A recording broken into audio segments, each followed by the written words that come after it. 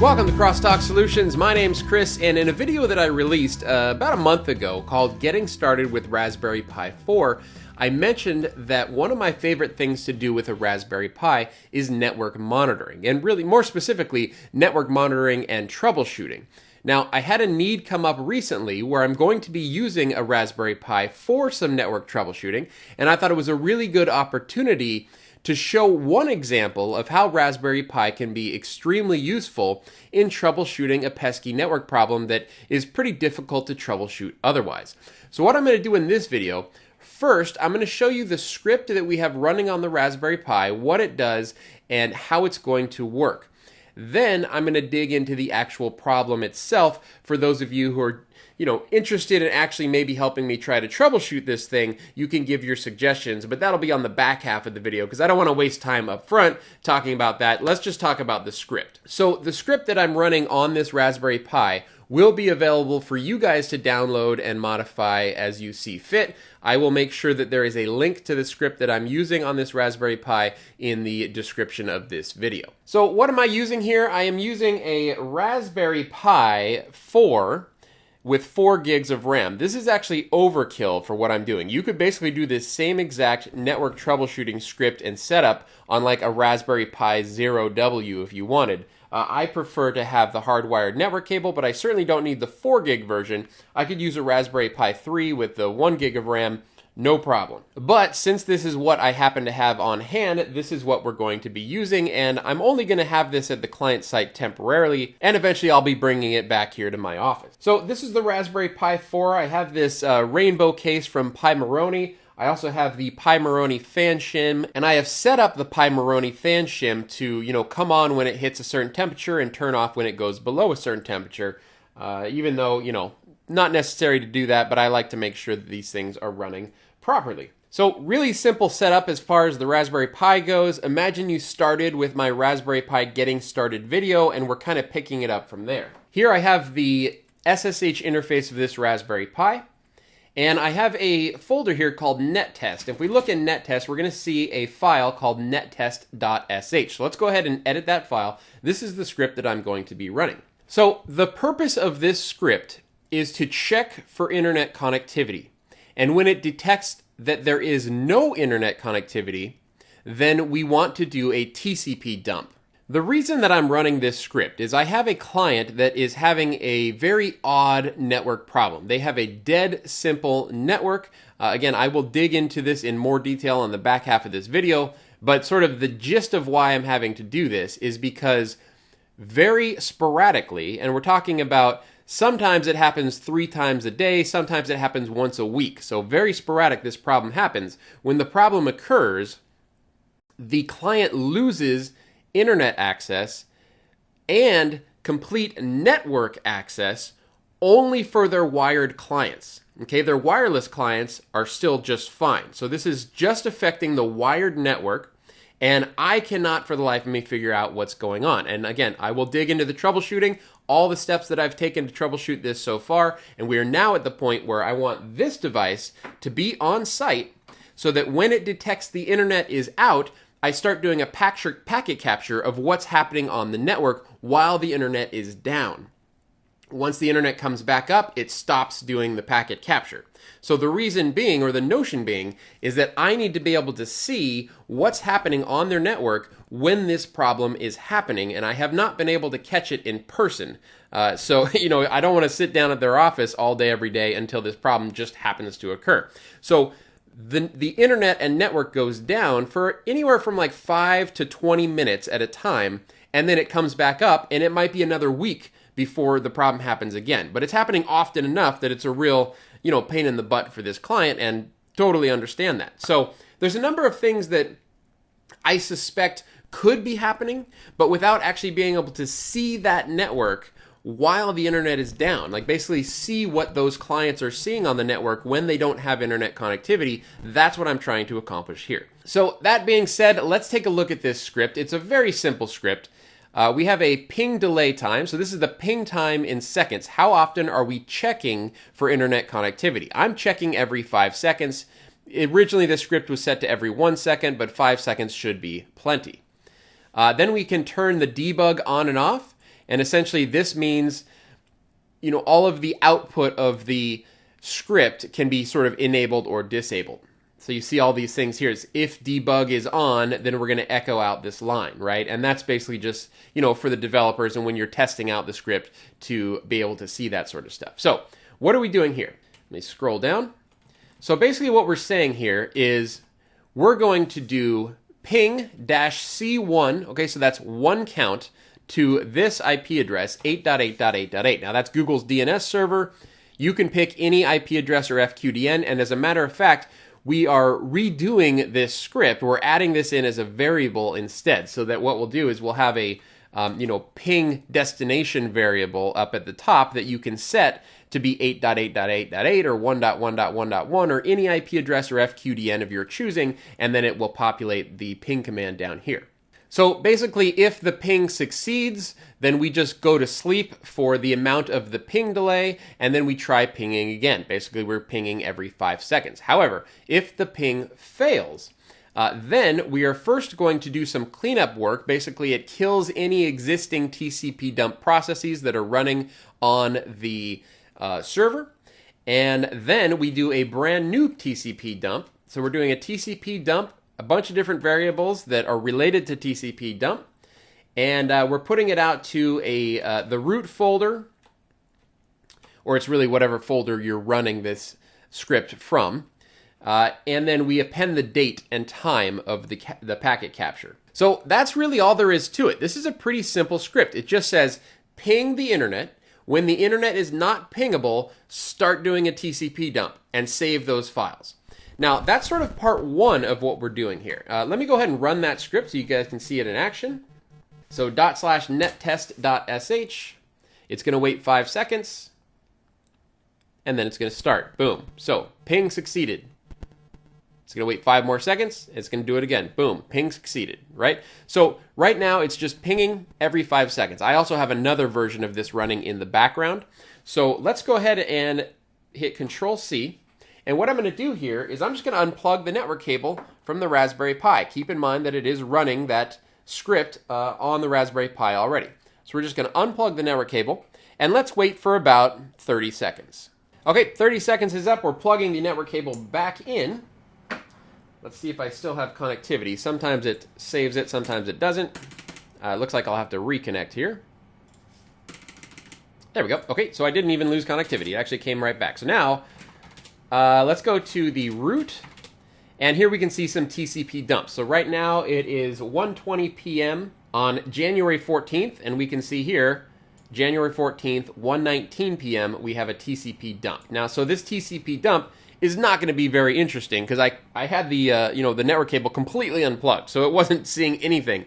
But the notion is, if the internet goes down and I have this plugged into an active switch, like they have a 24-port switch on premises, then it will be able to see broadcast traffic. It will be able to see ARP traffic. It'll be able to see a broadcast storm if something like that is going on that is actually flooding the network so badly that it is causing connections to be interrupted. So we'll be able to see all of that stuff on a TCP dump with this plugged into the switch at the client site. Then, of course, you can take that PCAP off and you can open it up in Wireshark and sort of look through all of the captures. So there are 3 improvements that I'm having made to this script. So this is basically the first version of the script. It's good enough for this client, but I'd like to see the script a little bit better. So the first thing is we are making the pingable address. Whoa, look at that light reflecting on me. This is from my window. It's super bright and sunny outside, and I've got this light on my neck. Let me fix that real quick. Okay, that's better. So we have 3 improvements that we're making to this script. Number 1, we're making the pingable address a variable. We're also going to make the interface a variable. So for instance, if you only wanted to do the TCP dump or the pinging through a specific interface, such as ETH0, we're going to make that a variable as well, so that you can actually specify whether you're running this script on the wireless interface of the Raspberry Pi or are you running the script on the wired interface of the Raspberry Pi. Also, this doesn't have to be a Raspberry Pi. This is a script that can run on any Linux-based server, or at least it should.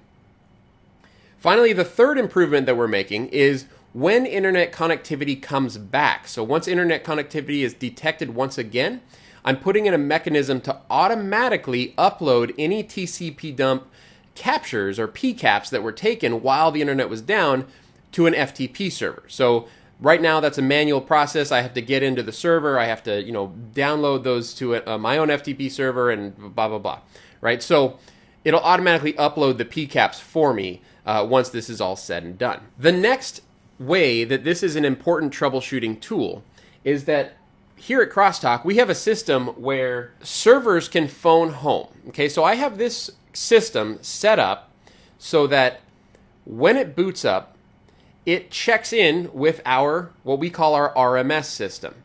Our RMS system is basically a central interface where we can VPN into this central interface.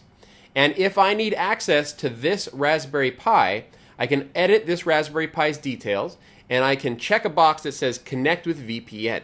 Then the next time that this device checks in with our central console, it's going to say, oh, Chris needs me to initiate a VPN connection, and it will open up a VPN connection out to the RMS server, which I am also VPN'd into, so then I have this VPN connection into my client's network without having them open up any ports in their firewall or anything like that. If we go here to ifconfig on the Raspberry Pi, we can see here that we have a VPN tunnel 0 at 172.16.18.134. When all is said and done, I will be placing this device at the client's site for, a week or two, depending on how long it takes me to actually catch this problem happening and whether or not catching the problem happening gives me any useful hints as to what's going on their network. I also will have remote access to it whenever I need it, so I can check it every so often to see if it's done any P captures. If it has done any P captures, I can then FTP those off onto my FTP server, open up in Wireshark, and start doing some troubleshooting. So yeah, just a really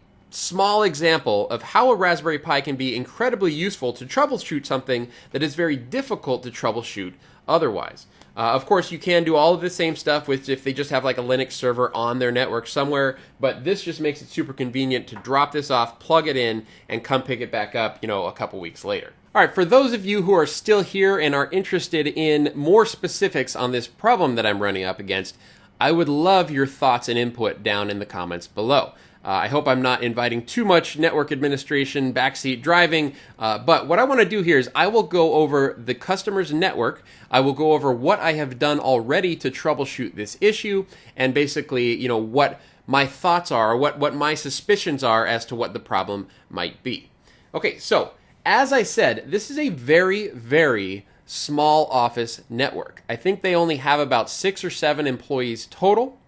And they have no more than 30 devices, wired and wireless devices combined on the network in total, like no more than 30 devices. So very small network.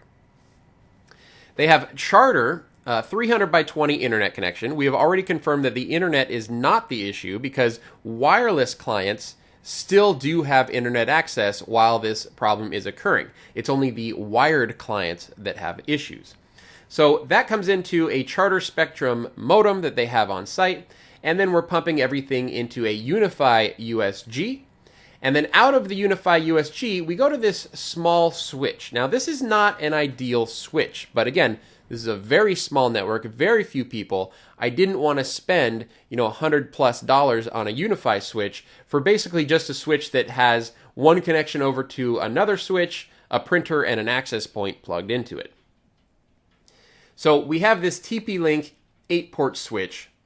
Into that switch, we have plugged one UAP AC Pro access point where we have some wireless clients. I think they only have 1 or 2 actual computers on the wireless network, and then they have they're just their regular devices, cell phones and smartphones, etc.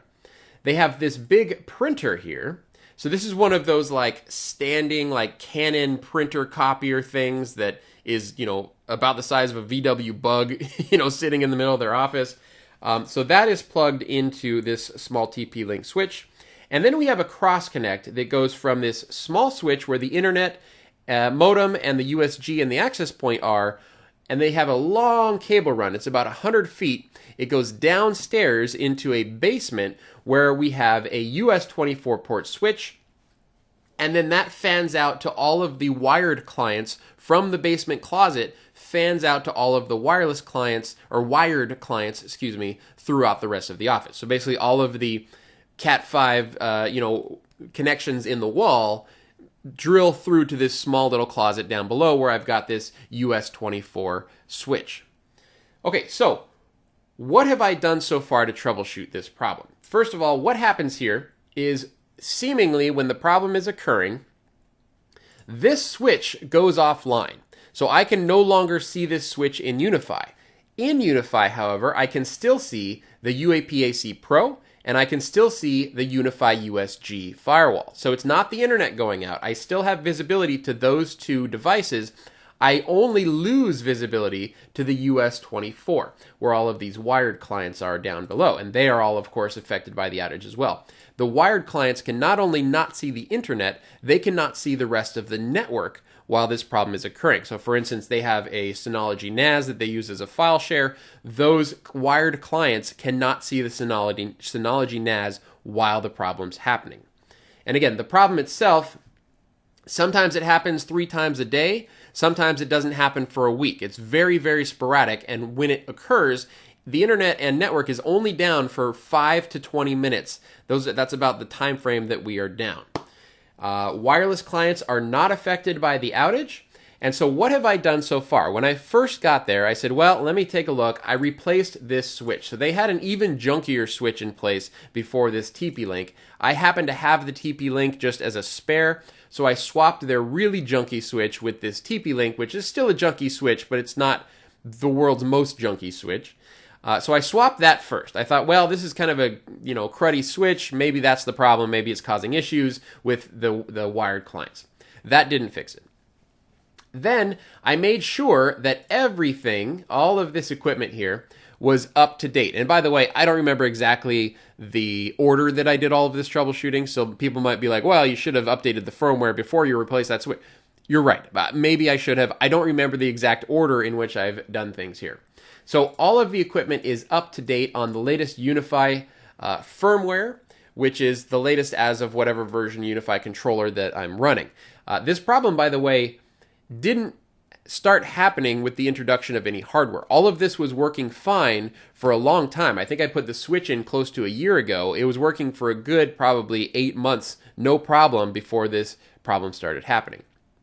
So all of the firmware's updated. I tested this cable run because I was like, maybe there's something flaky and weird going on with this cable run. So I brought my pocket Ethernet out there and I tested the cable run. The cable tests out perfectly fine. Everything looks good on this cable run.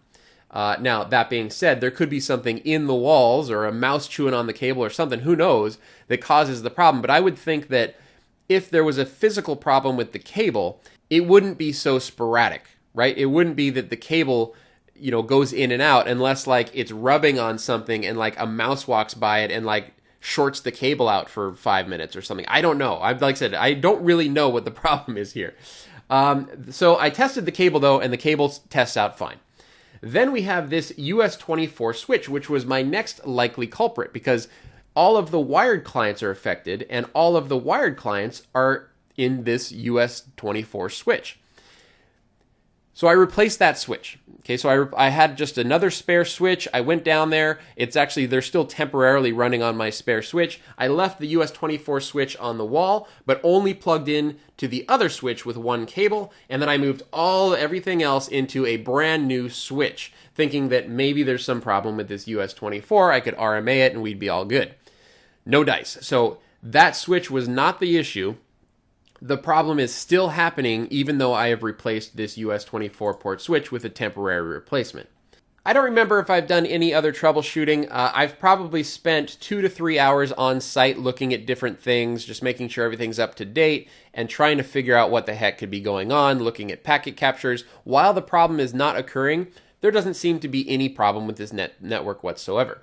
So, my suspicions as to what it could possibly be. Number one, it could be some sort of broadcast storm of sorts that is basically just clogging up this switch, clogging up all of these wired connections, but perhaps is not affecting wireless, right? So if it's a broadcast storm, that's one of the reasons why I have this Raspberry Pi network monitoring tool going in tomorrow.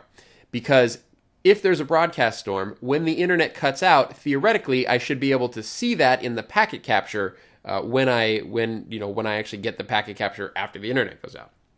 So That's number one. Number two, I mean, it could be some sort of virus or something. Now, all of their computers, all of their clients test clean. I don't see any malware or viruses on their systems.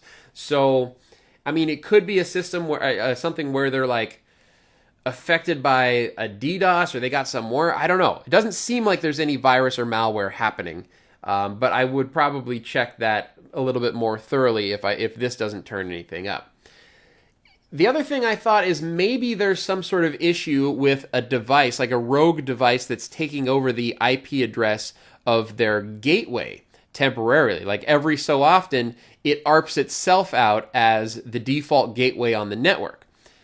That could affect everything in this way, except there's two problems with that. Number one, you would think that that would also still affect the wireless clients, but it does not. Wireless clients are unaffected by that. I don't recall if I have the LAN to WLAN multicast data enabled on the switches or not, on the wireless stuff or not. I think I disabled that as part of the troubleshooting here. But regardless, an ARP broadcast that says a different device saying, hey, I'm your gateway over here, could be the issue. It seems like it wouldn't be so sporadic if that was the problem. The other thing I'm going to check is this printer, because at one point, it could be a coincidence, but at one point, they told me that they were not able to get to the printer. They were having that internet issue where the internet was down, and they powered off the printer, and it cleared up the internet issue. But again, I wasn't there for that, so it could have been just total coincidence.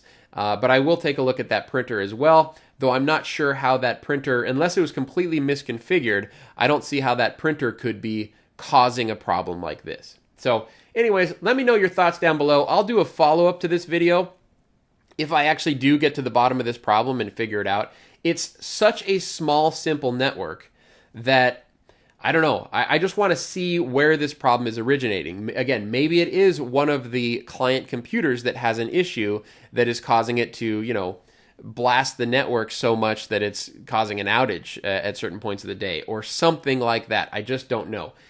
So we're trying to get more visibility. That's where this project comes in. If you guys listen to everything that I said here and you think you might know what's going on, put that down in the comments below. I'd love to hear your ideas, especially before I head out to the client's site for some additional troubleshooting. All right, well, I hope you guys enjoyed this video. It's a little bit different than the videos that I usually do on the channel, but I thought it was an interesting application for Raspberry Pi network monitoring and troubleshooting. If you enjoyed this video, please give me a thumbs up, and if you'd like to see more videos like this, please click subscribe. My name's Chris, the Crosstalk Solutions, and thank you so much for watching.